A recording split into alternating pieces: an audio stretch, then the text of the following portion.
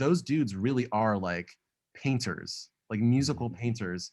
That's why I like that record, because to me it's like this crazy, like it's a crazy collage of sound. There's so much color, there's so much, and I think most people don't like that. They don't want to be, they want, I think most people like Italian food. I really do. I don't, and again, that's not bad, that's not good, that's not a judgment in any way. It just is. People like really well-made pasta, really good sauce, really good cheese, and a really good meat, and then maybe a good veggie in there. Mm-hmm. That's how people like consuming food. That's how people like consuming music. So when you're adding in all these spices and fucking, it's not for everybody. I It's get just not. that. It's not for Yeah. everybody. It's just like someone may not be familiar with any of those spices, and you give them a like space curry that they've never heard Right. before. Yeah, and that album, that Animal Collective album, it's like this crazy alien space curry.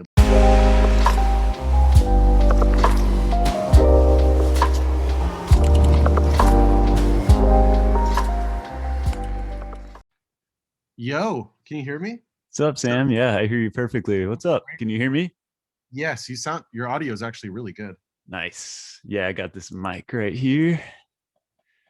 All right. So I'm pretty sure we're good. Are you just gonna record the Zoom? Yeah, so that's what I was just checking to see if it was on, and it looks like we're recording. We're rolling. I think I could be wrong about this, but I think Zoom limits the time to like 37 and then you have to start a new one. I could be wrong about that. That But may be the is it for recording? Because I know they do that if you have like a group with more than one person. oh yeah, I think that's right. A group with more than that sounds right. Okay. Yeah. So hopefully that doesn't apply to us. But yeah, if not, we'll just see where we're at that point, and then maybe do another one if it needs to be done. But Are you doing a YouTube channel? Are you doing so like a YouTube channel? yeah, I am. The thing is like just kind of starting. Like the very first one I did was with you and Lionel. That was already like a year and a half ago. So Right. basically the idea behind the channel is kind of like a artist on artist interview kind of Yeah. conversation, like basically what we did last time. I And like that. That's cool. what made me kind of want to do that is I saw an interview like it was two nerds and St. Vincent interviewing each other, and I just loved the Oh, cool. format, and I just thought it was a really cool way to just get a perspective, hear two music people talking to each other. So Yeah, I totally agree with you that that's a great format. And I've been meaning to start a podcast where I do something similar. oh yeah. But more specifically with the format that I would want to go with is I would choose an artist or a band, and then I would Mm-hmm. have the guest on. We would like talk about their discography and like, Mm-hmm. kind of go into detail about why we love the band. Mm-hmm. Um, and I've worked on a couple episodes, but man, life happens, and I can just never. I'm having a hard time like getting back into the rhythm of it, but I think Mm. eventually I'll get around to it. Yeah, so you have already done a few and you're just Yeah. you haven't posted it or anything like that. No, I'm still trying to get all my ducks in a row, and Mm-hmm. like I just moved into a new place, and life has been so fucking crazy the last few months. I got COVID. I got robbed. Are you Like kidding me, man? my passport, social security, visa, bank info. Well, luckily they didn't rob anything and they didn't succeed in identity theft, but it Mm. did get taken from my house. Mm. Yeah. Oh So my yeah, gosh. I went through a breakup. Like it's been COVID Oh, year has been fucking nuts, like nonstop craziness. So dang, man. Well, yeah, that it will get better. It will get better. yeah, And yeah, 2020 has been just like a shit show of a year for it seems like everybody.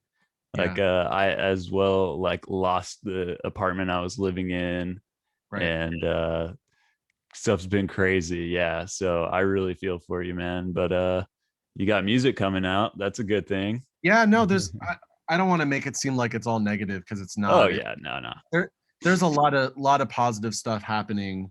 It's I just find generally when like really amazing things happen, it's kind of like balanced out by really horrible things. It's like Right. life becomes more extreme. It's less in the middle. It's existing more here, and that's just where I'm Yeah. at. Things are just, especially living Yeah. in LA, it's a city that attracts that kind of energy. Like Mm, things can be like the most exhilarating. You could have the most exhilarating experience of your life, like right now, if you wanted to, mhm, bar none. I mean, I, assuming that we're not living in a COVID era, right? Like mhm, normally that would be the case, but also LA provides potentially the worst experience of your life. mhm. You know, like I'll be driving down a street and like two guys will just get out of their cars and start, you know, having a fist fight out of nowhere. Mm, And that's more normal in LA. hmm. Is it? Yeah. I Oh didn't yeah. know that was a thing. LA is a very aggressive city. Mhm. Um, I mean, Skid Row is the most. Uh, how do I say this? It is the in terms of uh, um, in terms of the homeless situation, it is the most extreme homeless Mhm. epidemic in the United States, and I believe it's the second per capita worst problem next to Manila, Philippines. In Oh terms of like wow. when I say worst, I mean like the population size, like worst as in Right. like it's there's a lot of fucking it's 75,000 people are homeless Dang. in LA. So So it's right. like downtown Small LA. town. It's a small, yeah. Skid Row is basically a city within a city, and that's Mhm. downtown. Mhm. And Mhm. I mean, I keep seeing these Hollywood buses, these bus tours drive Mhm. by me, and oh shit, sorry, the towing company's calling me. You're good. Alrighty. Well, yeah, just give me a heads up like as soon as you need to go and No we'll be all problem. good. I felt kind of bad honestly because last time I when we had the interview in Austin, I was like didn't realize like that was your first time to be back in Austin and like Dude, I since was you had moved and you were like trying to hang out with your buddies. well, not only that, but like it was very like a high stress situation. There was so much going on that I had to juggle. Yeah. Oh, like it was. I mean, that's okay. It's not a big deal. I also had to like shit really bad. You know when you're in those situations where it's like Yeah. you don't have time to do anything, like even to like appease your own bodily functions. That Yes. was definitely one of those nights where it's like, all right, but I gotta go shit like before we play. I Yeah. always try to do a pre-show shit. I mean, Yes. It's I, but I have like a very sensitive gut, very sensitive mm, stomach. So mhm, and a fast metabolism. So mm. Do you feel like the nerves of just playing any show kind of yeah, triggers that? it's not even nerves as much as just like the energy of it is Right. moving my metabolism really fast, and it's Mm, just things, you know, things are just moving fast. that's a So good way to put it. Yeah. yeah, so oftentimes, I would say like 50% of the time I do a pre-show shit. And also when you're at the club, they just clean the toilet. So I'm Oh. usually, and if you know, I'm usually like the first one to like shit after they clean the toilet. Sometimes not. Sometimes it's, you know, I mean, you know what it's like when you're on tour and it's like Yeah. the toilet sucks, but I got to do what I got to do. I mean, I've been in that situation a Yeah. million times, you I know. was about to say, like, I don't know if it's guaranteed that it'll be clean playing Yeah. a dive bar tour. Yeah, yeah. I mean, sometimes it's not. Sometimes it's horrible. I had Yeah. to. I played this like mini fest, like house party festival thing at someone in New Orleans a few years ago, and we had just come from Lafayette, and we had like really good Cajun food, but it's like buttery and full of like tomato stuff and cheeses and dairy product and all that. And by the time we got to the thing, um, the only bathroom, well, how do I phrase this? There was a bathroom inside, but there was a line, and already there was like 400 people there. So Oh, geez. it wasn't clean. Doesn't matter. The point is, I had to like run into the porta potty outside and just fucking let loose because I didn't have an option. There's no other option. And I'm just like, make it stop, make it end. Oh, I can't wait for this to end. Oh my God, I hate this so much. And then like 2 minutes later, it's over and life moves on and everything's fine. That's the one thing I do not miss about touring, I have to say. Yes, yes. That's the one thing where I'm like, I like having a clean toilet or like just having toilet control, Right. And I just started wiping with wet wipes too. Oh, nice. So some consistency. Yeah, that's the one thing about COVID that I like is like you have more control over how you want your own environment to be, right? That's a great. Touring touring is the total opposite. You have no control and you Mm-hmm. have to be okay with that. But that's kind of the beauty of it is like the letting go part. It's like, okay, I'm Mm, shitting in this disgusting porta potty, but in the grand scheme of things, this experience is pretty awesome, right? That's what you would hope mm-hmm. you would get out of a tour. Um, so yeah, Would you consider yourself like a introverted or extroverted type of person? I think the term for it is like omnivert, Mm-hmm. Mm-hmm. where Or like ambivert or something. ambivert. Yeah, Yeah. I think that's right. Ambivert. Mm-hmm. Um, yeah, I'm very social. I like hanging out and meeting new people and stuff. But I definitely need that time to recalibrate by myself. Mm-hmm. That like the battery needs to recharge. I really do require good food, good sleep, quiet time for me to recharge, for me to be like the animal that I am. Because I can't continue. It's really hard when you're on tour and you're like, I mean, for me, I'm a drummer, so I Mm, really have to stay in shape and like stay as healthy as possible. right. But like, there's some nights where you're like in New York and the sleeping situation sucks, and it's like, I'll just sleep in the van. Then you sleep in the van, you get 1 hour of sleep, and you feel horrible. And Mm-hmm. then you have another show, and then it's just not. You don't. For me, like, I just don't feel good. Like, I need. It's important for me to like, yeah, recharging my battery is very important for me to stay sane. You know. Totally, totally. I would say I'm very similar in that. Like I'm probably like more 70% towards introvert, but like Yeah. for some reason I did a job that was like public speaking, and I teach music now, guitar, so I'm talking all day long. And but if I don't get that vital time to recharge and like be alone in my own cultivated space, like Right. my dodecahedron lamp over here Right. Right. helps me vibe and like feel like my own person instead of being um I guess a reactive person. You know what I mean? Like if there's all this other energy around you, it feels like you are only how you're reacting to these outside things. It's hard Right, to. right, because when you're on tour, in terms of like Maslow's hierarchy of needs, you're kind of, even though you're trying to achieve enlightenment and you're trying to achieve something beyond, you're also dealing with like the first two steps. You're also Mm, dealing with survival, right? mm-hmm. Like you have to sleep well. When are we going to eat next?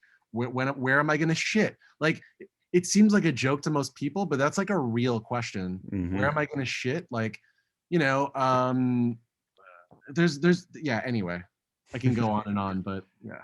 I remember seeing old tour videos of when Zorch toured in the Bible Belt. You Yeah, guys, you guys hit the Bible Belt really hard. yeah, we hit the Bible Belt pretty hard. It was really fun. I mean, I definitely came across some racists. That's not great. Really, Yeah, I like mean, towards you or what? yeah, yeah, or like racist in general. But Mm-hmm. like, I remember this one guy in Mississippi was like, "So you're a Jew, huh?" And I was like, "Yeah, technically you're right." And he's like, "All right, I'm gonna call you Kike Sam." I was like, Jesus. whatever. Like I'm not. I don't Yeah. take those things personally. Like I'm just Yeah. like, if that's your trip, whatever. Like this guy was like a train hopping speed freak. Like I'm not. I'm Okay. not. Yeah. He's like 325 pounds. Like what the fuck am I gonna like? Okay, call me. Yeah. I don't. He didn't even call me Kike Sam anyway, so it didn't matter. But like, that's some Mississippi shit. Yeah. Do you feel like y'all ever like broke through to anybody that maybe wasn't like maybe someone who is just your average kind of person, and then they had Yeah, this musical experience. yeah, And many times. Yeah, yeah. I'll never forget one of our first Bible Belt shows was in Houma, Louisiana. Is Mm, that even the Bible Belt? I don't even know what that is. I think it is. Yeah. Okay. Yeah. All right. So just the swampiest of swamp lands. And this guy, it was our first tour, and it was like maybe our third or fourth out of town show ever. Mm. And this guy goes up to us after we performed. There was maybe 20, 30 people there. And he goes, "That was the best show I've seen since I saw Nirvana and the Breeders." Dang. And I was like, damn, dude. I mean, he was pretty drunk, Mm-hmm. but like, whatever. This other time, we actually, no, this was on a different tour. We played Raleigh, North Carolina, and a train hopping guy Mm. just decided to go to the show, I guess. And he goes up to us after the show and he says, "So, how long have you guys been rushed for?" That's how he opened the question. And I was like, uh, I don't know, maybe 2 or 3 years. I don't know. What else did he say that was wacky? I don't remember. Whatever. Yeah, Mm. I mean, just crazy stuff. Yeah. What else? Yeah. Yeah. Well, that me seeing Zorch actually kind of led indirectly to us doing this right now. Cause I remember, I've been seeing you guys for a while. Like Yeah. the first time I saw Zorch was in 2011 when we played Sunrise played at the second house, which was Aaron Perez's house at that time. And Oh, in Austin? yeah, it was in East Austin. Yeah. Like on East 6th Street or something like that. I don't remember the house. Yeah, it was a while back, but I remember because it was the first Huh. time I saw Zorch. And Wait, are you sure you're not talking? What are you sure you're not talking about? Scott Martin's house? Because well, I think Scott. I know what you're talking about now, though. I I remember. remember Aaron had his kit there, so maybe I just assumed that was his But house, like, but that was their practice space it probably. wasn't a. It was like a Progathon. Like Zex Marquise played. Is that the Mm-hmm. show? Yeah, it is. Okay. That, Uh, yeah.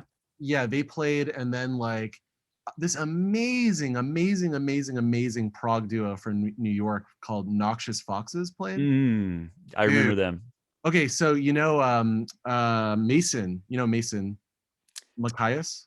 Don't remember names. Oh, you don't know Mason? Mason's like the other Aaron. He's like Oh no, that Mason. back, Okay, I yeah. call him Mason Macias. That's why I Oh, was like, Macias, sure, yeah, no, yeah. no, no. Yeah, I got you now though. Yeah, I know Mason. So he's in a band with those two guys in New York. Oh, You nice. have to. Their record, dude. They're amazing. They're called Yoink.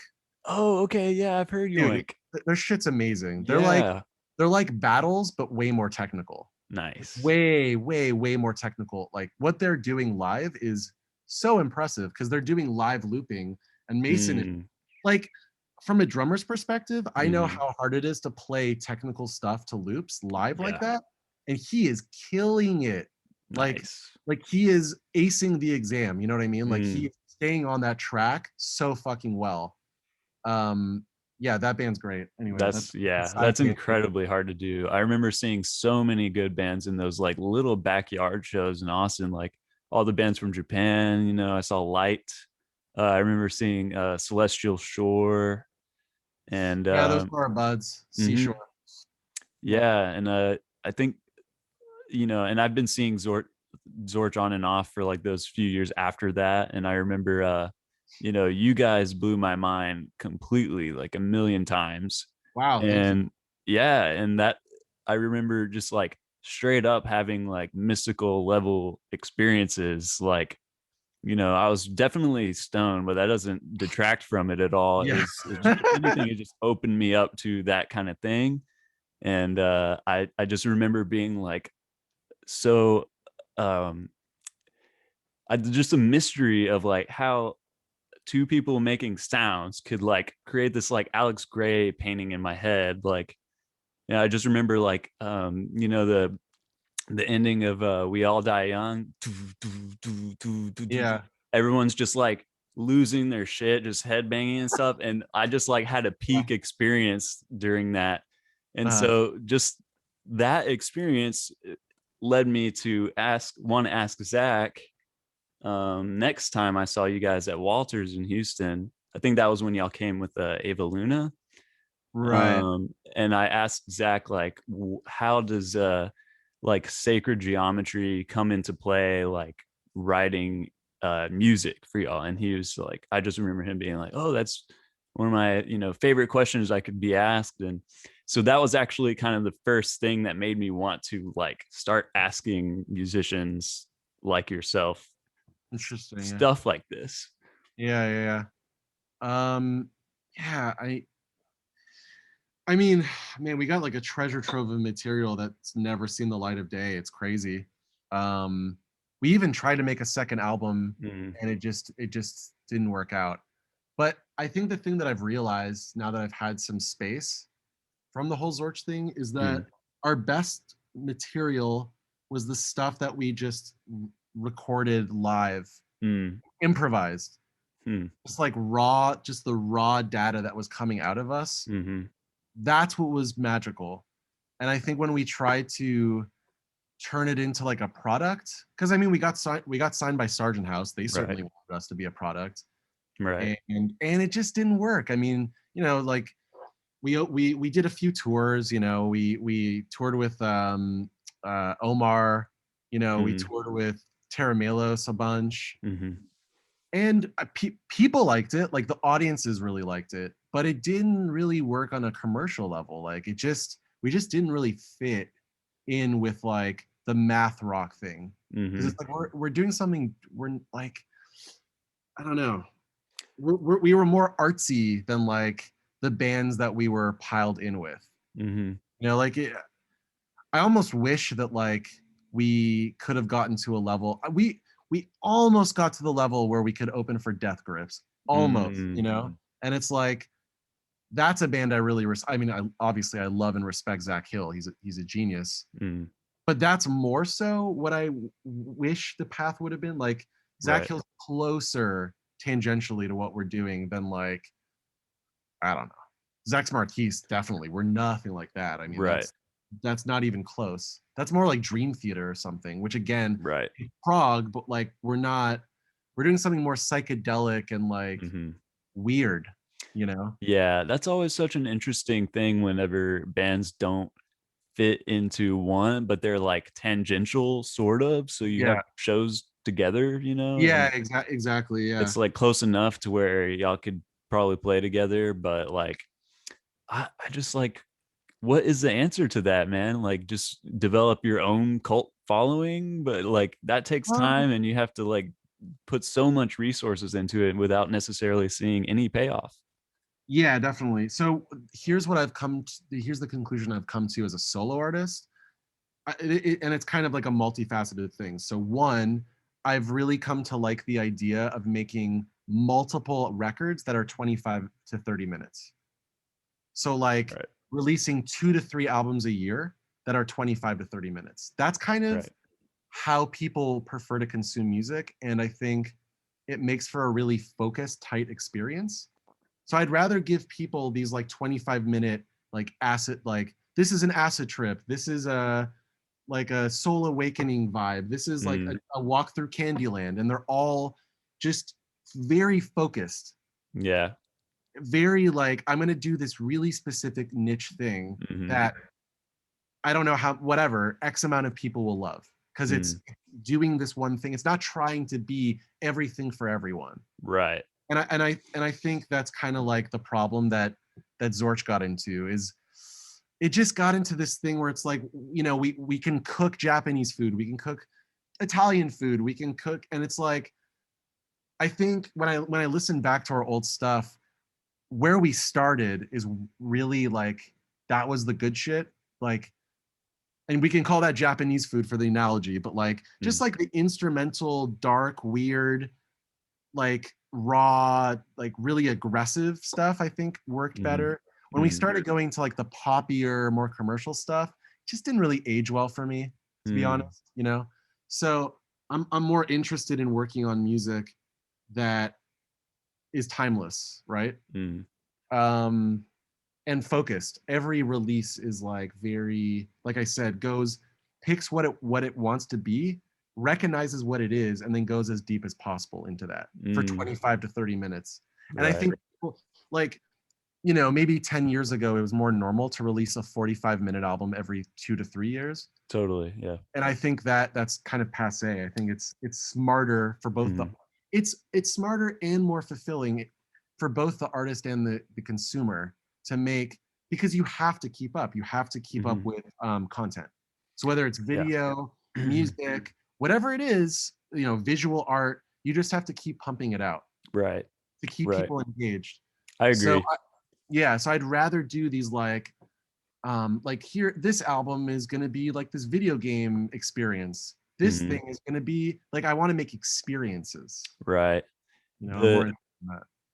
the thing that your new record that you sent me reminds me of is last time we talked, you mentioned like postmodernism, and we were talking about that and like harmonious music and stuff like that. And you, Yeah, I remember you were saying the postmodern stuff is like tasting like yeah, all these flavors. And that's exactly how it felt when I was listening to this like hyper collage that you thrown together. So like, is yeah, there something that right. you had in mind, like for, is this Japanese, Korean, hybrid food? Yeah, it's definitely a type of food. I don't know which one it is, but it's well, what it okay, here's actually a better way to explain it.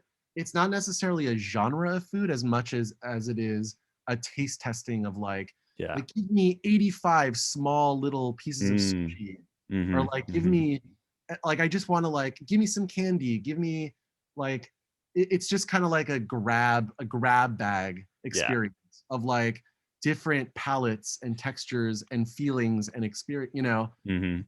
It's supposed to be like shifting all the time, you know, Mhm. um, in a way that you actually experience that's beyond just listening. Like you actually Mhm. taste it on your tongue, you actually Yeah. smell it, you act right. Like I'm trying to like Yeah. engage all the senses. Yeah, that's an interesting thing about like the way that you make it so textural and tasteful and stuff like that. It almost like induces that synesthesia, It's which to supposed to, yeah, me, yeah, yeah, to me that makes it super psychedelic, even if it isn't like traditionally psych, you know what I mean? yeah, You're yeah, not yeah. doing fuzz pedals and Yeah, stuff and like you know that. the whole psych in quotes thing has Hmm. always kind of pissed me off because it's Hmm. like, what are we calling psychedelic music again? Hmm. Why is Animal Collective, why is that now neo psychedelic? Hmm. Hmm. So I guess like my music is neo psychedelic, but it Hmm. seems like a bunch of bullshit to me. Like there's a bunch of bands that are considered psychedelic that are just not psychedelic. They're Hmm. rock and roll, Hmm. right? Hmm. Like we're not qualifying it as bad or good. No one's saying that. It's just not psychedelic. Just because you put a, you know, like a fuzz pedal on something doesn't make it trippy. You Yeah. know? Yeah. Yeah, and I mean, yeah, there's totally different levels to it, and I think that even a rehash, if done well, of an old aesthetic or something can be good. Like taking, like I like to incorporate some '60s psychedelic type stuff in my own Yeah, music, like I and like that's what Vinyl Williams does. You know, mm-hmm, it's Vinyl Williams is psychedelic music that's taking, right. It's like mm-hmm, taking elements from 60s and 70s aesthetics, but it's still. I mean, like that's it, you know, it's a psychedelic band, and then let's say I don't know. I'm trying to think of a band. I don't know. It like um oh, what's that band? Fuck. Trying to think. Not Pond. Pond is the thing that keeps Wand. Wand. They're a okay, very good band, but are they psychedelic? mm, Yeah, ish. I mean, to me, they're a rock band. mm-hmm, Like Deer Hunter are a rock band with psychedelic and pop elements. sure, They're not right. Like it's I don't know. That's that, yeah, but that's like a yeah. That's just like a labeling thing. Like a right. I think people can debate about that shit all day, probably. Yeah, because that opens a whole can of worms of just genre tags in general. And but to me, what makes something psychedelic like music is the dissolving of boundaries between I totally agree. I those yeah, things. I agree, and I think it has to create an experience beyond like okay, here's another way of breaking it down. If I'm listening to music and what I hear is guitar, bass, and drums, it's probably not psychedelic. If Mm, you're using guitar, bass, and drums to make other to make something that sounds otherworldly or like not what it is, right? mhm, Like if the guitar now sounds like an ocean, mm, right? And like the bass, I don't know, sounds like fucking a wave. And mhm, then the drums sound like the way they're produced, it sounds like a machine in a factory, right? mhm, Then it's psychedelic because you're using instruments to create sounds that A wouldn't be expected, B aren't normal or organic, and C are like not like a guitar is not an ocean, right? A mhm, but yet you're making A eventually equal B. You're doing something, you're creating this situation where A has now become B, right? mhm. And I think a lot of people confuse like like what I was saying. They'll call a band psychedelic, but what I'm hearing is just two really good guitarists, a bass player and a drummer. They're Mm, great. They're great. I'm not saying they're not great. It's mm, just not psychedelic mhm. rock music. Right. You know, you can Yeah. have and like I think Vinyl Williams is a band where there's rock in the psychedelic. The psychedelic is Right. the big picture. The rock is the small one. And there's Right. bands where the inversion is the other way around. And by the Right. way, both ways of approaching it, there's nothing wrong. Like there's totally fine, right? Yeah, absolutely. But but yeah. Again, I think I think people could debate what is psychedelic and what makes what creates a psychedelic experience for an Yes. individual is very subjective, right? So That is a super key word actually, because all this stuff about textures, instruments, this is all just one level of it's one level, yeah, what it all entails. Because when I think of those experiences that I had, like listening to you guys, and like there's a whole experience that comes with it, and like this whole I don't know, like just it's part of the deal is that it is ineffable. And so talking about stuff that's psychedelic is like trying to describe, like how things taste. You can only do it like on the surface level. And like for example, one of the cool things that I always appreciated about going back to Zorch again is like it sounded futuristic and like way like back in time too. I felt yeah, like yeah, yeah, it yeah. felt like some kind of like Primal kind of thing. tribal primal, but Yeah, like at the same time a UFO was landing. It was just like, and yeah, I think that's like the yeah, Ouroboros element of like the past connecting to the future, and it all sure. kind of cycling. To me, that's Yeah. also another element of like really psychedelic stuff. I completely agree. I think that's true about Zorch, and I think that's true about my nature as an Mm, artist. mm, Is that I like to make music that feels really primal and like caveman, like mixing the yeah. caveman part of my brain with like the Yes. super highly integrated, Yeah. high-minded, aesthetic based part of my Yeah. like I like fusing that and like I like making these like fucking ape man decisions, Mm, mm. and I love that. refining it into something that's like high art or whatever. And Yeah, I I love like that. I like starting from a very primal, like guttural, just like I mean, I don't like I'm trying to think what's the with chakras, what's the Mm. dick one? Well, there's a root chakra and then there's a sacral chakra. Sacral. I was gonna say Yeah. sacral. Yeah. Just like sacral. Like it's Mm. like starting from a and then integrating the heart, right? And then integrating the Mm. mind. It's like going. You're starting from the bottom and you're moving your way up. It's Wow. that's like one other way of thinking about it is like starting from a primal place and then Hmm. integrating the heart and then the mind. You know. Yeah, that's amazing. And I think you succeed at it. And what might be interesting is that if you're starting from those primal places, what I noticed, like sometimes I have musical jams where I seem to associate it with some level or chakra of consciousness, up here. Is it cerebral or is it in the heart? And I noticed that drumming is connected to those lower, more primal Exactly. spaces. So because you Yeah. kind of, I mean, I know you're a multi-instrumentalist, but I feel like, drums are your like one of your main weapons, right? And I know you create a lot of music with triggers, and so it's rooted in that physicality. Yeah, and so what here's the thing though, right? The new record that's coming out next week, which is on Orange Milk Records, no drums, Really? no live drums, no singing. That's another one of my main weapons. So I'm Mm, eliminating my two main weapons, dang.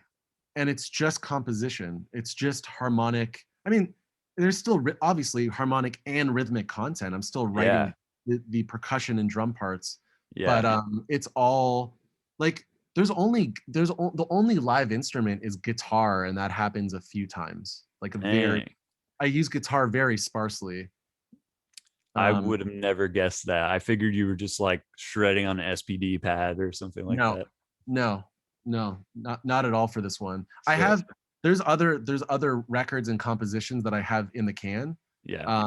that I don't remember if I sent them to you or not, but I'm Mm, happy to. But those have, I'm like, now I'm reintegrating. I'm getting the drums mm, back in. I'm bringing the vocals back in. I'm reimagining how I do both of those things. mm, But I think with this album, I really wanted to like almost start from basics. Like I just mm. wanted to make a psychedelic album that felt organic but was made purely by inorganic means, right? Like Yeah. automation and collaboration with automation. Mm, And what I mean by that is like, I like randomness. I mm, like jamming with randomness. That's mm, something I really like doing. So for example, like let's say you have an Ableton push, right? And you're like, the button that you press that allows the arpeggio to play itself. Like you choose the mm, BPM, you choose the rhythm you want, and it like you press play, and now it's locked in with the BPM. So you don't have to hold your hands down, right, to mm, keep it going. It's mm, going. Every time you press down, you're changing what notes are played, and then you can turn knobs and change like the mm, rhythms, and you can change the keys and the scales. You can mm, change all sort, like there's like whatever 20 to 50 parameters you can like live automate. mm. I like that. I like the idea of like the computer is spitting stuff at me and I'm spitting stuff back at the computer, and back and forth, back and forth, back and forth. Totally. I like that. I like that level. Yeah, I like it too, man. I think that is ideally how our relationship with technology as it advances. Ideally, that's how it would be. It would be a interplay, and it's still like inextricably linked to human consciousness, and we're just playing with it, because even though it seems to be outside of us in the randomness, but ultimately it did come from somebody's mind, so it still is human in that way. So I have a couple different thoughts on that. I think on one hand, as Sam Chown, I really want to have the power to back up all my musical thoughts to like an external hard drive chip that's inserted in my brain, right? Mm. Or in my arm or wherever the fuck it's gonna be. So that like, because when I dream in not only full songs, full compositions, full EPs. I Really? dream out a whole album. Yeah, all the time. And like if I had the ability to just record that, and then whenever I want to get to it, I will. I can open up the file, and my thought is my I'm basically able to convert my musical thoughts into like maybe MIDI files or audio files, whatever. I'm not Mm. picky. Whatever you can give me, just something I could use later. Yeah. And right, like maybe the pure audio file, maybe that's 200 years. Maybe the MIDI file is 100 years from now. I don't know, but like that level of collaboration, to me, that's where I would want to be. Mm. And I feel like sometimes I'm a man like in the wrong time period for that reason. Mm. Like I'd rather some a part of me feels this way. I'd rather live in like 2200 and be able to like store all my thoughts and dreams and blah blah blah blah, and like hear them back and Yeah. choose what I like. Maybe I change things. Um and then the other part of it is like I oftentimes find that like when making decisions, the computer has a better idea than the one I had, right? Like I'm not closed-minded. Like I'm not one of those artists who thinks all my ideas are the best idea by any means. If I show my music to a friend, they're like, "This is good, but you should add this and that." I generally listen to like advice, Mhm. you know, or I'll be like, "Oh, that's a good point." Right? Like so sometimes when I'm composing and there's like a juncture point where like I'll come up with something, but maybe like I want to see what this one plugin does. And it's like, oh, that's better than my idea. That's the sound, right? That's the Yeah. computer making a better decision than I could have ever made. So, like, do I want 100% of that? No, right? I don't want the Mhm. computer to make every fucking decision. But already there's technology where you can spit your own music through an like a proto AI algorithm, and it Mhm. will spit back at you your music just in new forms. But you Right. just have to feed the algorithm like, here's 100 songs I recorded, and then it'll spit back at you these Yeah. compositions. And like that technology is going to get really interesting and cool, right? Yeah. But like we're at a very interesting, weird, dangerous place with music and with like uh, copyright and like what is intellectual property, what is not. I mean, we're really at the precipice of a lot of important questions that have Yeah. to do with AI and how musicians are going to interact with it, right? Yeah. Yeah. So Yeah, dude. Well, first, I think that listening to your new album sounds like a man living in 2200. yeah, I showed the album to my friend. He's like, this sounds like jazz that's made for like the year 2085, I think it is. Um, which I mean, obviously I take that as a like a that's a high compliment. That's a really nice thing to say. Um, but that's the vibe I'm going for. I really I think what I've realized recently is like personally as an artist, I want to go through eras, kind of like David Bowie. Yeah. I want to have periods, and I think I'm entering my like cyborg futurism period, and Yes. I'm gonna put out a bunch of stuff like that, like really futuristic, Yeah. and it's gonna be polarizing. It's not gonna be for everybody. Like it's not gonna be for the casual music listener, Yeah. probably. Yeah. But there's gonna be a subset of people who are gonna. I hope so. I could be wrong. Like maybe no one will appreciate it. That's possible. But I'm gonna do that for a while, Mhm. and then I'm gonna go back to guitar music Mm. after maybe like 3 to 5 years of doing this. So I'll when go you back. say guitar music, do you mean something along the lines of like earlier Shmu stuff? Yeah, just a much more refined. Like I think this is true for most people, maybe, but Mm. like for me, I can say it's true for me. As I get older, my artistry gets more refined and Mhm. like yeah, this probably applies more to me because I'm so ADD. I think it's this, yeah. Like my earlier stuff is really, really ADD. Like there's too many parts, there's too much going on, there's too many, like I just want everything to be in there. And now I'm okay with like editing, making decisions like, oh, that part's really cool, but like I have to sacrifice it to emphasize these other parts that are better together. Or like, Mhm. you know what it's like composing and making these decisions. I think before it was just like throwing all the paint at the wall and like Mhm.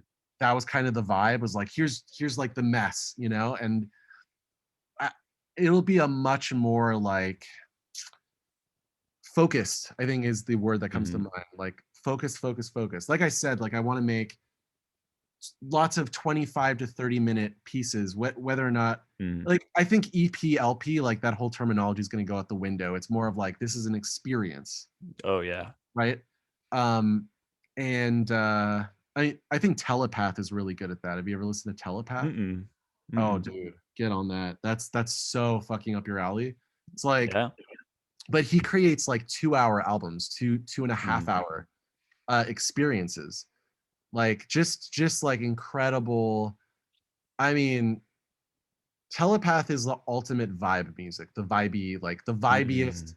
like sex music or like even like non-sexual, like it's just good for smoking weed, Mm. hanging out, studying. Like Telepath, like I don't want to go on a huge tangent about Telepath, but I honestly see him as like the Miles Davis of vaporwave.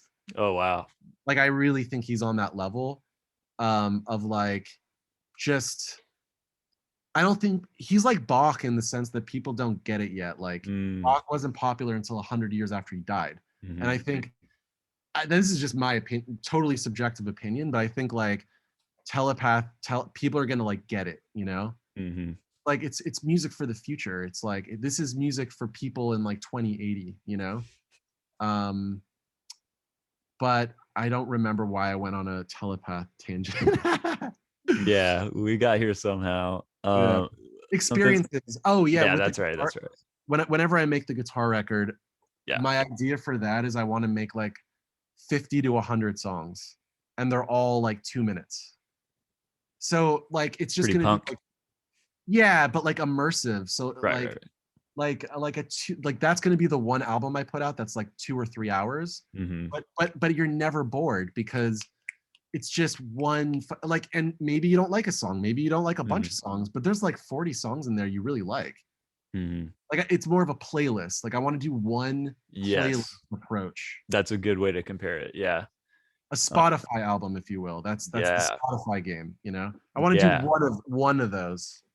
Yeah, and that, I mean, that honestly has a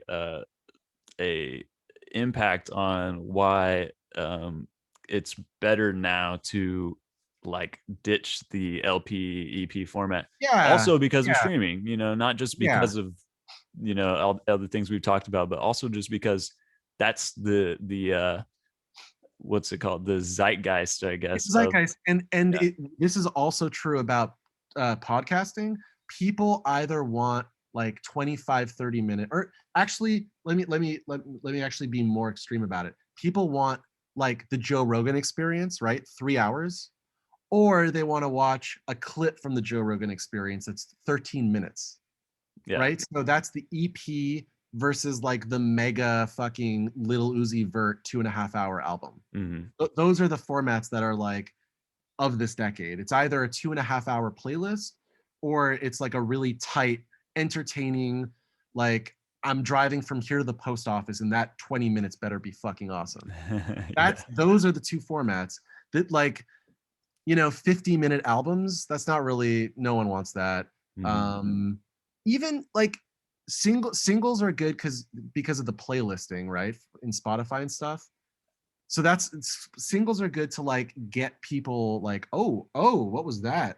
And then they'll check out the 20-minute experience, right? Right. But they don't want to check out the 50-minute experience. Not yet. It's a big ask unless you're talking about like super fans. Right. So which is why it's like just do like a 7-song, 27-minute. That's it. And then like single remix. Here's another. And you can release as many 20, 25-minute things as you want. That's Is there anybody that like one of these artists that you've been talking about that you feel like does that well, like a good example? So Telepath is the Joe Rogan experience of what I'm talking about. He releases 2 to 3 hour experiences that are like perfect for tripping, right?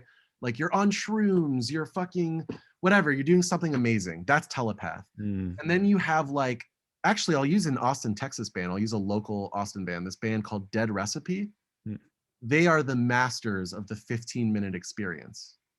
Like every album they put out is around 10 to 20 minutes, and they're just like perfect, right? Like the drive, especially in LA, every drive is 20 minutes.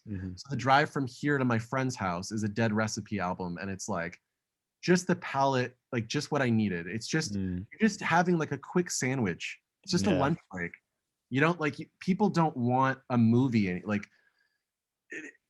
the in between stuff is what people don't want. They don't want the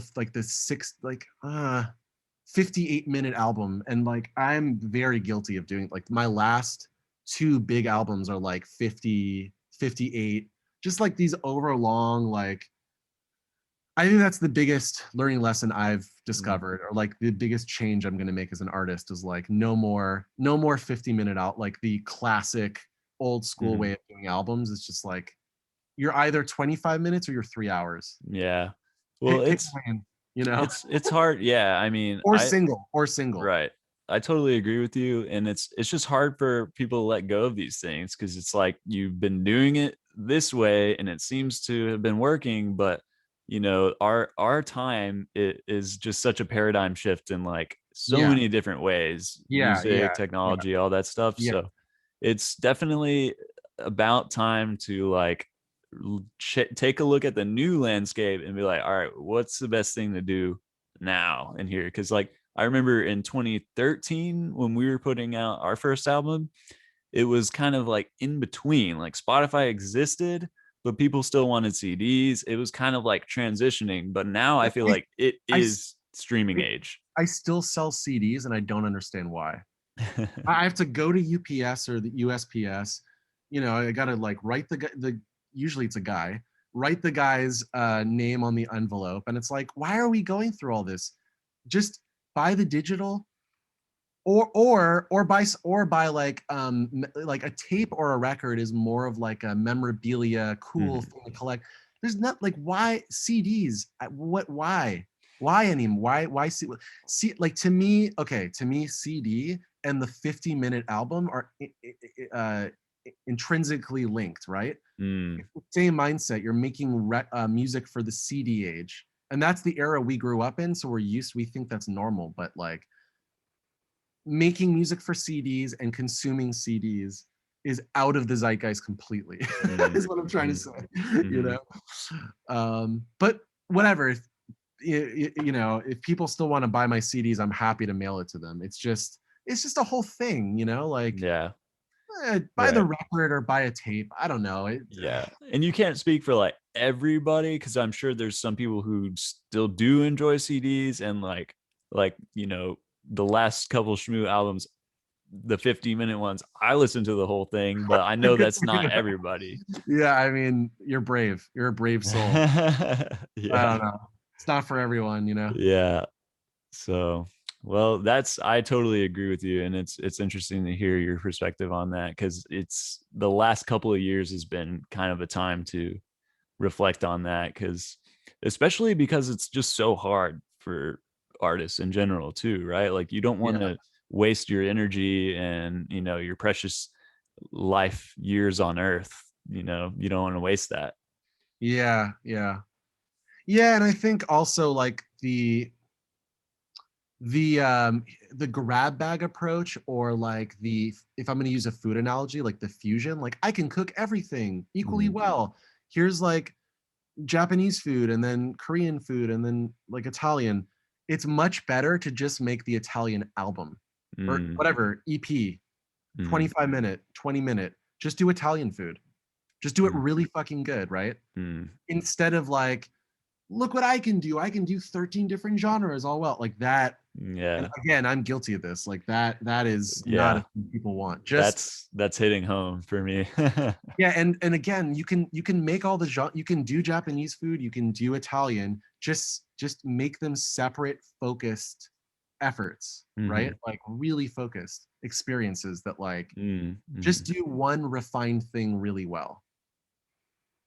Like, and Totally. again, like pasta is a good analogy because it's usually just 3 or 4 ingredients done really well. Every Mm, ingredient matters. Every ingredient has to be exactly done right, as mhm. opposed to like fucking, but I guess I don't know. I do really like music where there are like 38 ingredients in the stew, but it's within the same song, right? Yeah, okay. And Yeah. every song has 30 ingredients, which is different than track one is Indian, track two is Italian. Do you see what Mm. I'm saying? Yes, yes, So totally. like that, I want to make a distinction there. That's an important distinction. Oh yeah, I totally get you.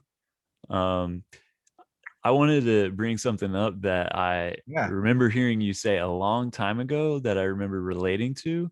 Mm. It might have even been like I read an old interview, like this was years ago at this point, but I remember you saying that you felt like you were very left-brained only for a while, and that at whatever point that you were saying this, this was, over 5 or 6 years ago, probably. Okay. Yeah. You said that you had kind of develop more of your right brain. And it sounds like you've been continuing that kind of progress with what you're telling me about, leaving stuff in the, in the editing process and stuff like that. It seems like you've Oh, gone right. even more to that refined side. Oh, the Yeah. refined side of things. So I'm just curious, Well, like, because I I'm left relate to that a lot. So, I'm left-handed, okay? So mm, that would mean that I'm, generally speaking, more right hemisphere dominant, which is like mm, the abstract, artistic, artsy, weird, mm. blah, blah, blah, blah, Oh, that's noodly. what I meant. Yeah, I meant the other Yeah. way around. Yeah, and so I think, yeah, I'm trying to engage more of my left brain in Mm, my music for sure. For sure, mm, that's true. Like more well, I mean, really just learning how to be a better technician. Because I think my music has the mysticism in droves. It just need like my evolution has been more about refining. And I think the refining aspect is the technical, like mm, engineering, mixing, mastering, all that stuff. But and I think editing is part of that too. That's part of that. mm, Yeah, I think I've gotten better at it just because I've like worked at it. That I think the artsy mystical stuff is like comes naturally to me. It's like a God-given thing, and the technical, editing, mixing, all that stuff. That's something I've had to work at to understand and fully grasp and integrate properly into my own stuff. gotcha. Yeah, Gotcha. Cool. Well, yeah, I think you're doing it well, man. thank you. Thanks. Just a really nerdy little technical question. Because I assumed that you were playing the triggers and stuff when I listened to this recent Mm, record.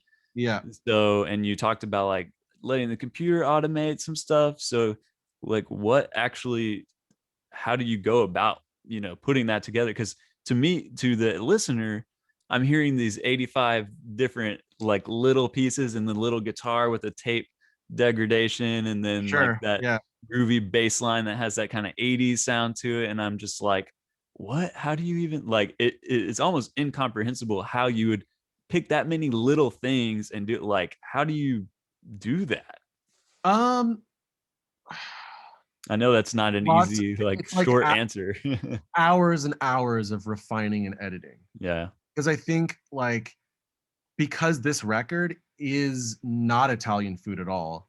It's like going to a Japanese restaurant and having like a 30 dish tasting menu. Mm-hmm. And that's every song. Like, Mm-hmm. and I was doing that on like every song is like its own piece of like its own level in a video game, or like its own Mm, like art piece that you yeah. train, or like when you go through those mazes, like physical corn mazes. I don't know if you've ever been Mm, to one where like you're in the corn maze and now you're in like the laser tag world, and mm-hmm. now you're in like um dreamland, and now have you ever been to anything like that? No, but I definitely like identify with that, like walking into different rooms or having Yeah, different levels to things like that. yeah, But I don't yeah. think I've ever actually been to a place like that. But yeah, I get what you're saying. Yeah, so I really like approaching, well, with this record specifically, that's what I wanted to do. I wanted it to be like this experience, this like, and there are like transition tracks that sort Mm-hmm. of make you feel like you're free falling. Like let's Mm-hmm. say you're on a platform and you're like vibing out on this platform, and then you're like, oh shit, now I'm free falling, and I'm like seeing like a wrench fall by me to my left and like a paintball to my right, and then I've landed on that. Now we're on the next track, Yes, I think and I know now which tracks those are too. yeah, yeah. So I don't know. I wanted it to feel like a physical experience that Yeah. you can taste, and you can. I don't know. I've always I mean, I'm a big fan of like experiencing music not only on a on a synesthetic level, but also on like experiencing music and visual art from like a palette level. Mm-hmm. Like I don't know. It's hard to explain to people that maybe don't have synesthesia, but like when you watch like the Saved by the Bell intro, there's a lot going on. There's a lot that's like making me feel things on my tongue, or like it's creating sensations that are like hard to explain, right? Like it's really hard to explain it in words. But and I just use Saved by the Bell as an example, but like, you know, there's a lot of music that I like, especially like the music on Orange Milk Records, or like I'm trying to think, like Fire Tools does this really well, or just Mhm. I'm trying to think of a good example of an artist that does this really well. Um, Eyeliner, he's a vaporwave, just a lot of vaporwave stuff that I like, is really good at making me feel like I'm in like a pink space mall, you know? Like it just transports me to the pink space Yeah. mall, you Yeah. know? Or like it I actually feel the colors of the music. Like the colors that like that they're painting with sound, I can feel that, right? Like I can feel the colors, and I can feel the wood grain, and I can feel the sparkle dust and the zigzag. That's something I actually experience on a physiological level. So you Like have legit synesthesia. I think so, yeah. Mm. And I want to make music that's synesthetic, that it Mm. like really taps into that. And I really like music that is synesthetic. Like Mhm. um man, I'm trying to think of what's like a really good example of that. I would have to like scroll through my phone and like give some shout outs or something. Um, oh, you know who's really good? Vectroid. She's better known as Macintosh Plus. That's kind of like her Okay. famous project. But Vectroid, you should listen to the album Seed and Synthetic Earth. Man, that album, like, I mean, you can really feel the colors. It's very like slime, neon, Ooh. like, and that feeling is different than like, you know, I was gonna say Ariel Pink, but like now he's pro-Trump, and that's a whole fucking thing, and I don't even know. Whatever. But Ariel Pink, you know, he still is the master at pastels, like making it feel like pastel. Mm. And that's a different feeling. It's a different experience, a Yeah. different flavor. It's a different, like when you crave Italian food and then you crave sushi, it's the same thing. I want to listen to Eyeliner because it gives me this, it gives me these palettes, right? Mm. Like Mhm. I'm eating the music. It literally is like eating music, or like tasting it, or like I feel the same way about like album art. Like the album Mm. art should also give you that experience, you know? Yeah, absolutely. Absolutely.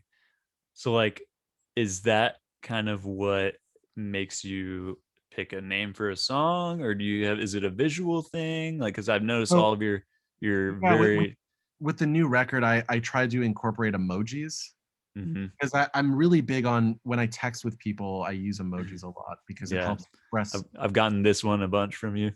Oh, is that right? I also switch it up. Like I keep it Yeah. going, right? It's a Yeah. rotating task, Yeah. and it makes things more playful. It makes things more fun. It lightens up the mood, and it's a way of painting. I can now paint the track list itself. So Mm. each track title is its own piece of art. Like I spent probably 30 minutes to an hour titling each track, where I really thought about the letters and the words and like the emojis I was using, and like Mm. it's not going to show up on Spotify, but it will show up on Bandcamp. You can see, I think you can see the full track listing on Bandcamp right now, even though Mhm. it's not, you can't stream the whole thing. But yeah, I want the track titles to give you that experience. I want you to feel that experience on every level, you know? Yeah. That's the goal, at least. Yeah. Yeah, man. I think you're doing it pretty well so far. I love the title. It just like fits so perfectly, and I think it just really has that cyborg thing to it.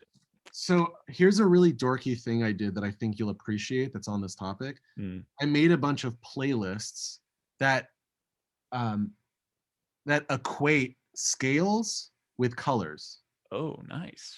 It's loose. It's a little loose. It needs to be tightened up. But basically, it's like here's my Mixolydian, you know, playlist, right? Music that like hangs out in Mixolydian, but the color spectrum is a range. It's somewhere between yellow to orange. So I'm not saying Mixolydian is yellow. I'm saying like for the most part, like there's no it's like anything. There's lots of it's like math has all these rules and exceptions and caveats. It's the same thing. There's a Yeah. lot of caveats, but Yeah. Yeah. let me just open some. So That's awesome. my purple playlist, or this is purple, it's like blue to purple, and it's Aeolian, which is the same thing as minor. Mm. Um, so I got like a Genesis track, King Crimson, I got a Deftones song, Drab Majesty, Deer Hunter, Women, Palm, Tears for Fears, Shaka Khan. I got a Coldplay song in there. Got a No Joy song, Roxy Music, The Smiths, whatever. It goes on and on. Okay, so that's that one. Then I got Neon. So Neon doesn't have a scale. There's no scale Mm. because Neon usually is like multimodal mix. It's a mix. You're mixing modes. You're mixing, Right. and again, that's not. It's not A equals B. It's just a lot of the time Neon music happens to be like this very dense multimodal music, right? It's like mixing. Maybe it hangs out in Dorian for the most part, but like actually this one chord is borrowed from this other scale, Mm. so really it's not. You know what I'm saying? It's like Yeah. hyper Dorian or Dorian dominant or whatever. Right. You know, So it's really yeah, polymodal. Polymodal is a word I yeah, heard thrown around. Is polymodal.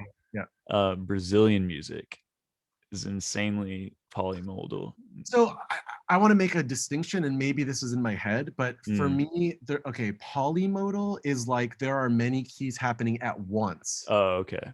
So there's like there's music. You know that band Palm? Yes, I love Palm.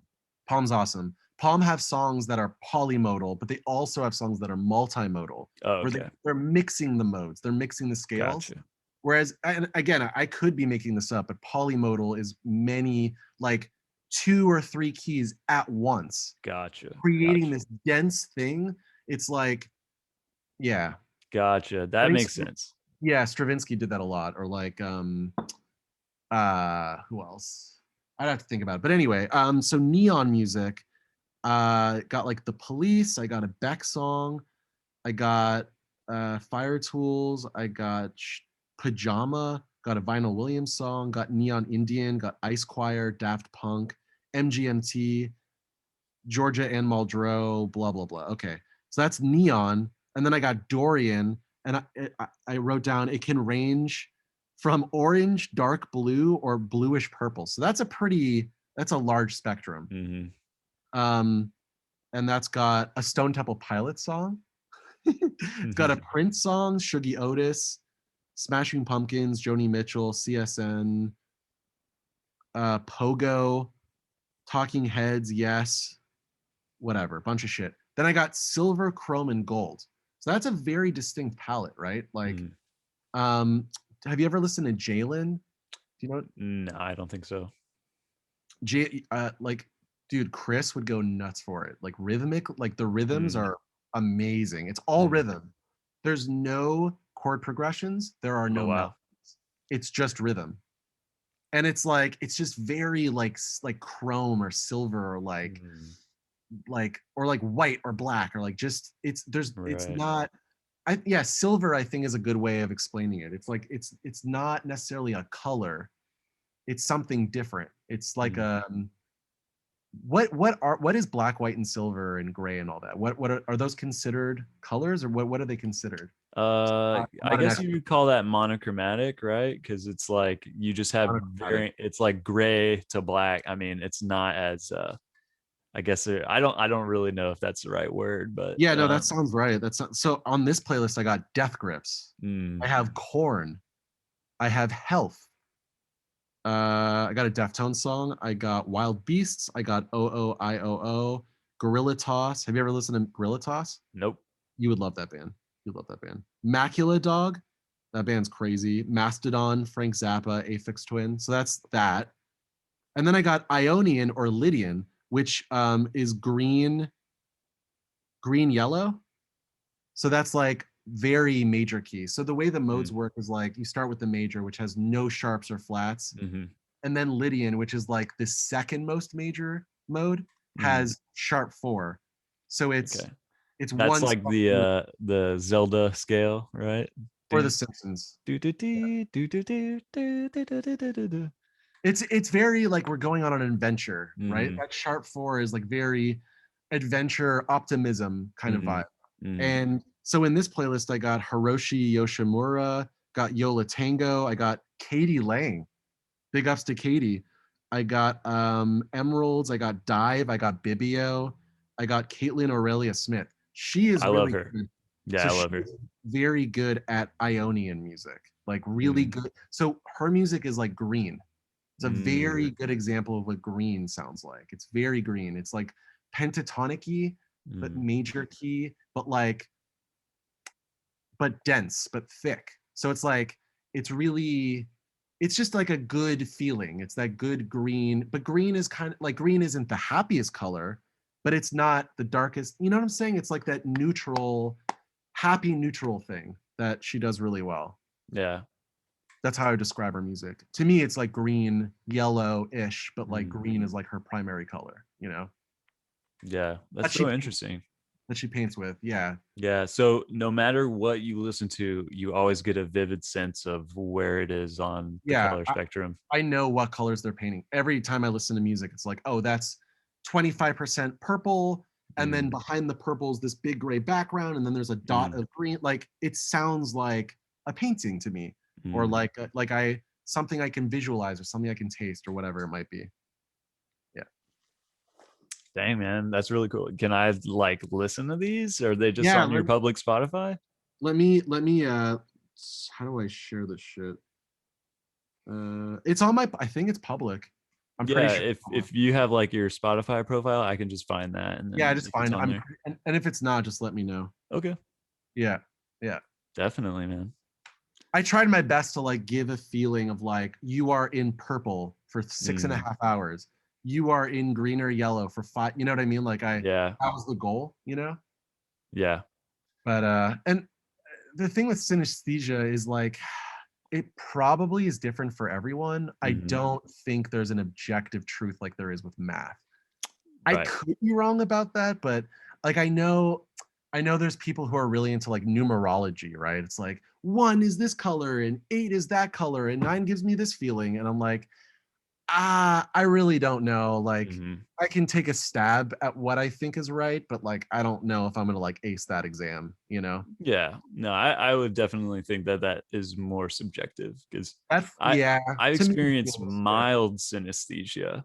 So to me, it comes and goes. Like sometimes I have very clear sense of like, oh, this sounds orange and yellow and red. Like this is like reminding me of the colors of Jupiter, or Yeah, this sounds gold or this sounds green. Like yeah. sometimes that happens, but it's not all the time. And so for someone like you to have compiled music that is more specific about what colors it, that's really interesting to me because I would like to be able to kind of like reinforce that synesthesia in myself, which is not Yeah. like I was constant. gonna ask you, like, how often does that happen for you?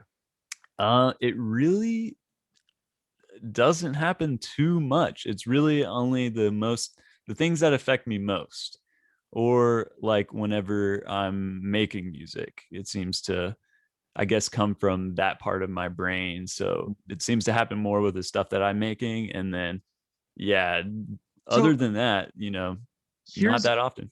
here's a record that people don't particularly like, but I happen to be in like the 10 to 20% of humans that really like this record. And that's Centipede Hurts by Animal Collective. Mm, Especially Animal Collective fans don't like it that much. The reason why I like it is because it's a total fun zone. It's mm, like Candyland. There's like 85 fucking colors for your palette, which for mm, me is great. Like that's how I like to consume food, like my music food, right?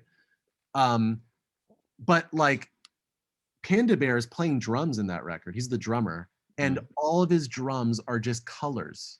It doesn't sound like drums. It sounds like he's really like that guy is a musical painter, right? Like that's what he does. totally. And his drum set is just color palettes. And then like the bass, there's I guess there's bass parts. You don't really think about it.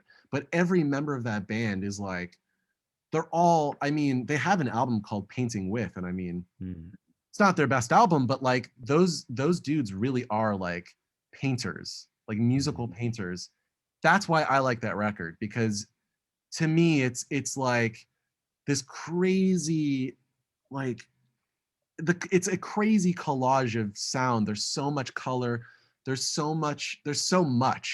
And I think most people don't like that. They don't want to be, they want, I think most people like Italian food. I really do. I don't, and again, that's not bad, that's not good, that's not a judgment in any way. It just is.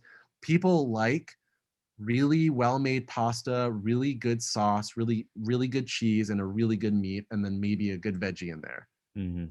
That's how people like consuming food. That's how people like consuming music. So when you're adding in all these spices and fucking, it's not for everybody. I It's get just not. that.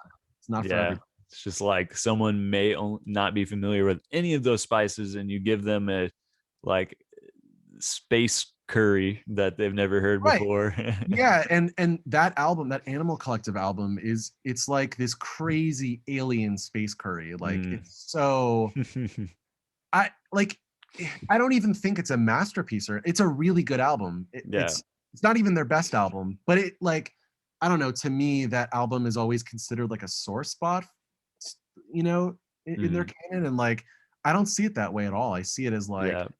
a pure synesthetic, like they weren't going for catchy songs. They just wanted Right. to create an experience. Although the melodies in it are really good The good melodies. melodies. Yeah. Good melodies. Those guys are great at writing melodies. Yeah. Um, I don't know. Yeah. That's like my, I I kind of, I tend to have some opinions that are like I'm only in like the 10 to 25% of Yeah. humans that think this is true, you know what I mean?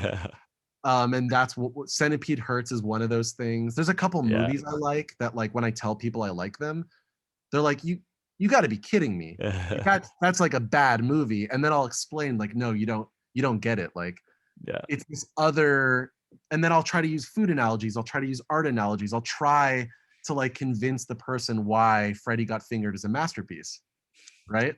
Like on the outside, you just see like this stupid movie made by this like clownish dude, but it's so much more than that. Mm. Freddy Got Mhm. Fingered, like it's so meta, and it's like, yes it's proto edgelord, but it's also, there's a lot of like cute and innocent and playful and like fun loving stuff going on. Like it's a mixture of I like the see. South Park mean spirit or like Family Guy, but also it has like this like lovable wacky whack job that Mm. you just, I don't know. I feel like Tom Green, you either love him or hate him, and I guess Yeah. I just love Tom Green. I don't know. Do you feel like they were uniting like sort of opposites in that, or just Yeah, difference? I think Tom Green is free jazz. That's what I think. Mm. And I think that most people, when you put on like a free jazz album, they hate it. You Mm. put on free jazz and you're like, and people are like, man, this is like ugly, or like this Yeah. is like challenging, or this is Right. like, there's too much going on. There's no rhythm, there's no harmony. This is dissonant. This is Mm. right. That's like, most people don't like free jazz, but there's like 10 to 15. I don't know. Let's say, oh, fuck. I don't know, like 0.001% of the music listening public likes free jazz. Maybe with Tom Green, it's like 10 to 15%, right? Mm. Like he's way more of a popular cult. I mean, not only is a popular culture icon, but he's so influential. Like he influenced um, Eric Andre, he influenced Jackass, he influenced like Tim and Eric. Maybe you can even argue. I don't know. I'm not an expert in Tim and Eric, so maybe I'm wrong about that. But like that dude is like a pioneer. Um, of a niche comedy genre, of like this absurdist, right? Like, but you have to have the palate for it. It's not for everybody, you know? Yeah. Yeah. I mean, maybe that can change too, because like you said, sometimes things just aren't appreciated until later.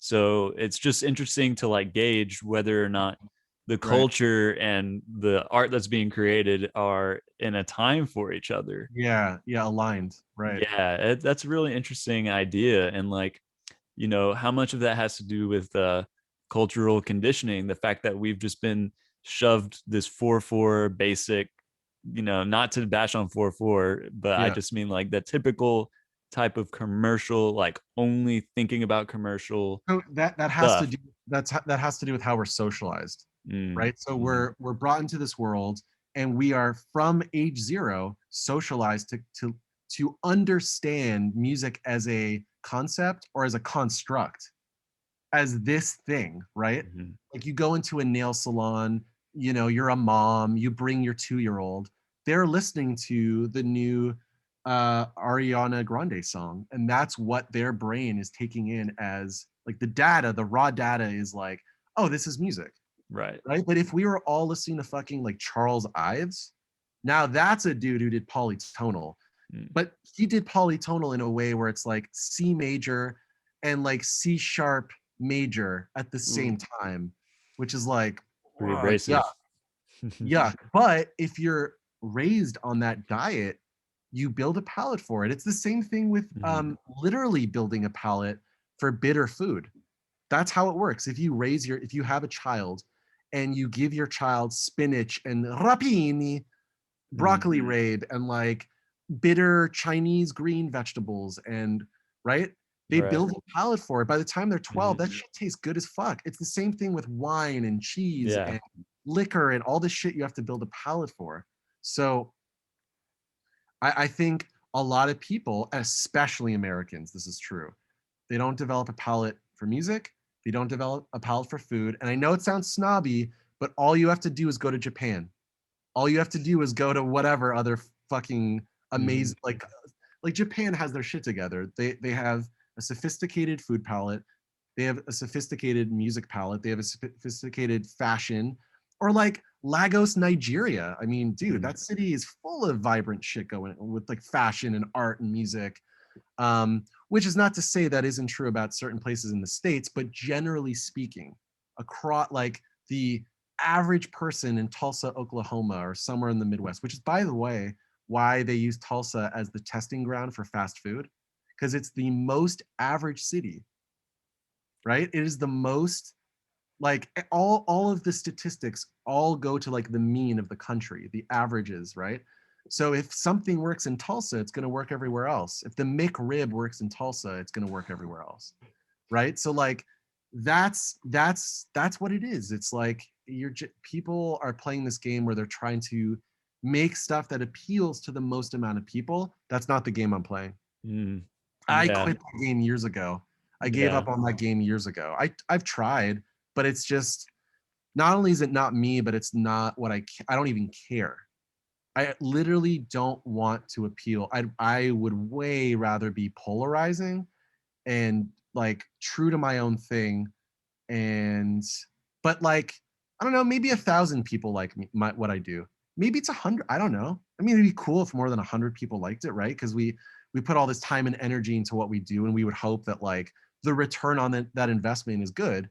But I'm not doing it for like a million. I'm not trying to be even Tame Impala, right? Like that to me, I mean, Tame Impala, like that's, I mean, Tame Impala obviously are great. They have classics, but already their music is commercial music. I don't mean that as like a judgment. I mean that literally. Like Mm-hmm. Apple are using Tame Impala as their like, Tame Impala is now the new corporate office cool, like Mm-hmm. yeah, we work at an office, but like we do coke here, we drink here, like we like fuck here, we fuck, right? Tame Impala is that's the background. That's what it's become. Yeah. And again, that is not an insult. I'm saying this is kind of objective. I mean, it's undebatable. You go to Whole Foods, and that is, you're creating an environment that people can understand and feel comfortable in. Tame Impala is doing that Mm-hmm. really well. So in other words, if I was in a position where I became a Tame Impala, I can try it. I can try to make a product album, right? Like a product. That's what it is. You're making a product that can be used in Urban Outfitters and Whole Foods and the cool office where everyone's doing coke and fucking or whatever it is. But I'd rather make music that's like experiential. Mm-hmm. Yeah. Well, I mean, I wouldn't say, like, just to be clear, like, I don't think that when Sam and Paul is making music, it's deliberate. Like, oh, I'm gonna be making a progress or a We product, don't we don't know because we can't mind read, right? So Yeah. we don't know what's in his heart. We don't know what's in his head, and we don't know at what where because it's shifting, right? Yeah. Maybe when he was 22, he really just wanted to make great rock records, and maybe when he was 26, he wanted to make great throwback, a site like a John Lennon but like more psych thing. Mm, And when he was 29, he wanted to make a synth record like a Gary right. Newman but like poppier, like more like a prettier Gary Newman or something. And Hmm. then he was like, actually, I'm really comfortable where I am. I'm a headliner everywhere. I've succeeded in making good music for everybody, right? Mm, Like mm, music that everyone can relate to. Like, like Fleetwood Mac did that. The Eagles did that. mm. There's nothing wrong with that. It's just that's the lane you're in. You're now, and we'll see where Tame Impala goes, but it's very possible that he's just the next Eagles. That's not Mm, like a crazy thing to say, right? mm. Like he's on, at a certain point, I was like, I think he might be the next Pink Floyd, but now I'm thinking he's somewhere in between Fleetwood Mac Eagles and Pink Floyd. He's somewhere Mm. in the middle. And I think he's figuring out if he's more Fleetwood Mac or more Pink Floyd, right? It's like this, it's mainstream, it's for the mainstream, but he's trying to expand the mainstream, which I Yeah. appreciate. I can respect that. Yeah. So, I noticed that a lot with kind of this last I want to say like 15 years, the generation of musicians. I noticed a lot of people that, we were listening to in the early 2000s later on wanted right, to like reinvent pop music or something right, along those lines. Like I felt right. like that was happening with Omar Rodriguez. Felt like, it was happening with Tame Impala, which I appreciate that stuff, but I just feel like, that a lot of people were setting out to do that kind of consciously. And I never felt like that's what I wanted to do. Omar was trying to do that with Bosnian Rainbows, Right. but That's what I was thinking of. but it didn't appeal to it didn't cross over. Hmm. Like it was still a little too niche, or like Exactly. maybe ahead of its time, maybe just like out of its time by a couple years, like Mhm. maybe it could have been more successful if it came out 2 or 3 years later or something. I don't know, it's hard to say, but I really liked that band. And I feel like it was like an overlooked gem, like it wasn't really appreciated. um but I mean, what's his face, the drummer, he's fucking the best drummer ever. What's his Oh, name? D'Antoni. Thank you, Yeah. D'Anthony. D'Anthony, D'Antoni. Yeah. D'Anthony Parks is like, dude, like he's playing really complicated bass lines and Mm. he's drumming and he's doing it at once. Mm-hmm. Like you have He's got to, the keys on the left, right? that's man, like, I mean, if you want to talk about like throwing off your equilibrium, I don't know if you've ever experienced puking, like feeling like you have to puke Mm. because something is so hard. It's so unusual and foreign for your body that it doesn't know how to handle it. Musically or just Yeah, anything? musically. Oh, Yeah. no, I've never felt like that. I want you to ask Chris about. I wonder if he's experienced that because it might be more common with drummers, like doing polyrhythms and stuff. But Right. but like, dude, playing that at that high level, those bass lines and his drum parts, that would make me want to throw up.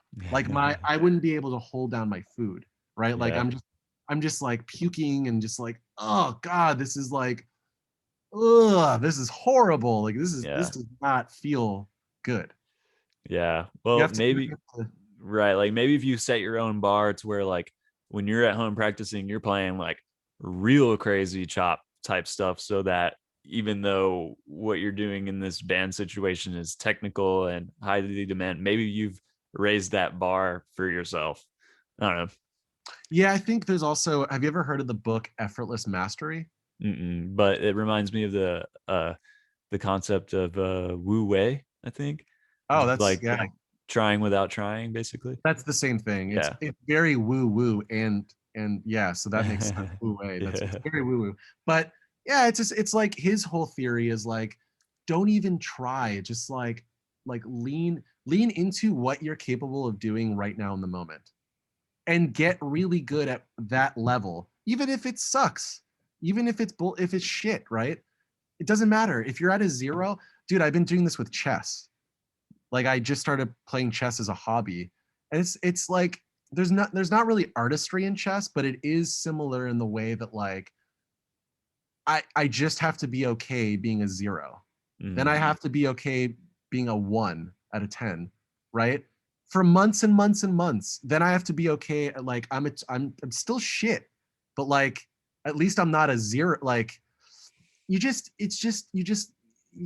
go with it. You go with the flow. You grow slowly. It's fine. Yeah. It might take you 4 years to do what D'Antoni's doing, but, like, if that's what you want to Right. do with your life, then just, like, start with basic building blocks, Yeah.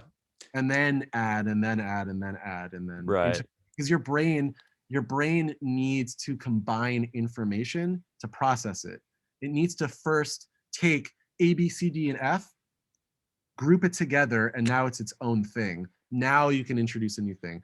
If your brain has, like, A, B, C, D, F, G, blah, blah, blah, blah, blah, it won't know what to do with any of it. It's just too much. It's Mm-hmm. too much. So that's where that kind of unconscious, like you aren't the one who decides to synthesize ABCD, and it's like once it's in there, you just do it without trying, and then it will come out as a combined thing, like I think so. kind of Yeah. trusting your brain. Yeah, or trusting spirit or instinct or whatever woo-woo analogy you want to use. But, Mm-hmm. like, I really, when I make music, I see it. I kind of, I kind of like to be like a sculptor almost. Like, the music is there, and I'm just chiseling. I'm just chiseling for hours and Right. hours and hours to expose the song. Like, Mm-hmm. it doesn't really feel like when I'm in the zone, right?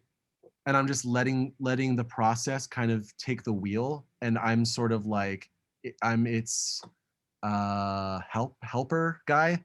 I'm just sort of like, oh, okay, yeah, we'll do that. That's kind of how it more so feels like for me, where it's like I'm just kind of following the guides or whatever. Mm-hmm. And it's like, oh, this is what, okay, cool, we'll do that. You know, it really does feel like a collaboration with something. Like, I'm just chiseling away, trying to help Mm-hmm. expose what already exists. It's already there, and I'm just trying to make it clearer. That's it. I'm Do you have any woo woo theories on what that might be? um yeah, I think it has something to do with tapping into different wavelengths, which again sounds super fucking woo woo. I'm But all about it. yeah, but, like, it's like you kind of, you like, you feel an emotion, right? You feel a feeling, and for me, maybe that feeling is a color, or maybe it's a palette or a painting or whatever it might be. Mm-hmm. And it's like, I want to go deeper into that feeling. I want to, I want to exist in that feeling for 3 hours. And I'm just sort of exposing, I'm bringing that out into, like, the feeling is already there. I'm just kind of like, it's like I'm in the Truman Show, and I'm ripping off the set design and exposing the reality. You know what I mean? Or like the sunshine is coming through, like, this, like, I'm just taking it off. Yeah. Yeah. That's what it feels like, more so than, like, me, like, scribble, like, I am drawing, I am scribbling, I am crayoning, I am painting. All that stuff is happening, but I'm also sculpting. I'm Mm-hmm. also unveiling. I'm also, like, it's both. It's a collaboration, Yeah. Yeah. you know? No, that's a great way to think of it. And it makes sense to me because, I think that music is almost a more complete form of reality. I don't know how to say it, but like Yeah, it seems yeah, like art, we're making the music from our very limited, finite human, yeah, flawed side yeah, of life, yeah. whereas music exists beyond this whatever threshold that is, and then we kind of meet in the middle a little bit. But so yeah, I think there's something going on there. Yeah, and, like, I know, and again, this is definitely subjective, and it's different between artists or whatever, but I know for me, like, I can't release a piece of music unless it makes me feel like I want to cry. Mm-hmm. or like emotional or ecstatic or vibrant or whatever it might be. Like it has to give me the chills. It has to win me over before I can present it to other people. Yeah. Like because I have so much music that no one's ever heard, right? Like Mm-hmm. most of what I make doesn't ever fucking even get finished or doesn't see the daylight or whatever. The stuff that does get put out, like it's been like verified by all branches of government, right? Mm-hmm. Like all the executive branch, the fucking whatever, the Yeah. local, the state level. They all agree on the bill. They've all passed it. Everyone's happy, and then it's on the album, right? But Mm-hmm. most of the stuff I make is like, yeah, like I know what I was trying to do. It's cool, and I still feel that feeling that's valid, but it doesn't really fit in with like this pile, or it doesn't really represent where I'm at anymore, who I am anymore. Mm-hmm. So yeah, Well, man, that was really cool. I think I gotta get going because the computer's gonna die. yeah, yeah. I got But I gotta get going too. thanks for taking the time, man. I really Yeah. appreciate it, and I learned a lot, like listening to you talk, man. And I've Ah, thank you. always been, a big fan of your stuff, and I want to learn from it, and see what I can absorb. Yeah, man. Um, Anytime. This was fun. yeah, and I've always, you were actually the first person I wanted to do this with because I remember hitting you up. I think before you had moved, being like, I really want to pick Sam's brain. So glad we finally got to do it, man. Yeah, and I guess if you ever get around to it, do a one-on-one with Lionel. I mean, Mm. he's more of a nut job than I am. I mean, he's super fucking out there. He has Yeah, really interesting thoughts on sacred geometry and yeah, like him and I are very different thinkers in a way that I really like. Like yeah. his set of knowledge is completely different from mine, and I feel like when I talk to him, I always learn something new. And I think the true is Mm, vice versa is true as well. Like we really get a lot out of each other. hmm. But yeah, he's got some really out there thoughts on like planetary alignments and like really out there shit. Yeah, yeah. I Um, know we had just kind of skimmed the surface on that stuff. So yeah, we could do a yeah, whole another round just to expand on some of the stuff that was only brought up. yeah. He's more like philosophical almost, Hmm. in a really cool way that's interesting. Um, but it's cool. Yeah, it's cool like how everyone thinks about music differently too, right? Like you can come Hmm. at it from philosophy, you can come at it from math, you can come at it Totally, from. So anyway, totally. I'll leave it at that. Alrighty, man. Well, I hope everything works out with your car and all that gets settled. And Yeah, man. yeah, when does the album actually come out? Next, so what's today? Is today Friday? 13th. Yeah. A week? Nice. Oh, today's Saturday, so less than a Okay. week. All right, cool. Yeah. All right. Well, looking forward to it, man. All right. Peace, brother. I really appreciate it. Yeah, peace.